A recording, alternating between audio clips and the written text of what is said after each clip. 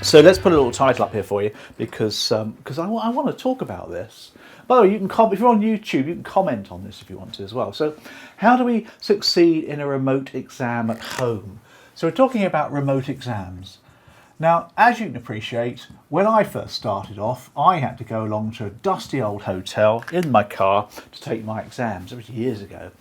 And they evolved and went on to the online thing where you had to go into a room where there was computers and you would log on and do your exam. But now, of course, they've evolved even further. Post-COVID, yeah, I get all that. But they would have done it anyway. But it's like a lot of things with COVID, it's kind of accelerated things.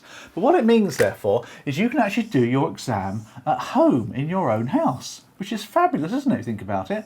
So you can be up there in the spare bedroom and you can be doing your exam in your spare bedroom or your study. Now, if you were to Google this and find out how it's all going, you'll hear some horror stories online of people who've tried to do it. I'm not going to judge anybody that's done it and done it badly because it's up to them how they do it. But they're very keen to go onto social media, aren't they? Sort of complaining about what's happened, expecting everything to be fixed overnight and to be refunded £1 million in compensation. But that's the culture that we're in. Now, the point is, though, that if you're going to do the exam on home, you've got to prepare for it. Now, just to give you some ideas about how to do this, I converted this basement, which you can only see this bit here, but there's a basement here under our house. We converted it last year. And we've designed it so that it's as perfect as we can for live streaming and videos and training online, which is obviously the way forward, isn't it? We know that. So what have we got? Well, we've got soundproofing. We've got some extra insulation in the walls, soundproof plasterboards. We're not going to be disturbed because it's closed off at the top there as well. And we're pretty self-contained down here.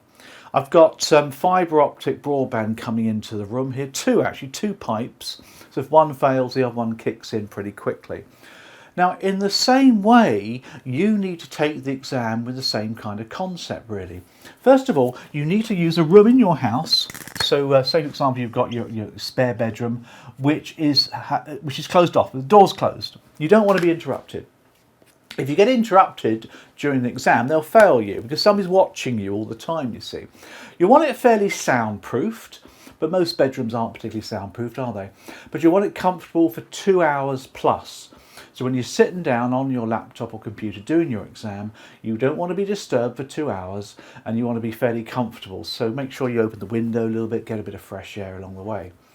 Wi-Fi. If you've got Wi-Fi coming into the house, which obviously people do, make sure that little Johnny in the next room is not gobbling up on his Xbox, for example, or somebody's live streaming or Netflixing downstairs. So make sure that everyone's off the internet to make sure it doesn't go off. Because if it goes off suddenly, the computer program stops working and your exam will freeze, which causes all the problems. So make sure you get a constant speed coming through as well.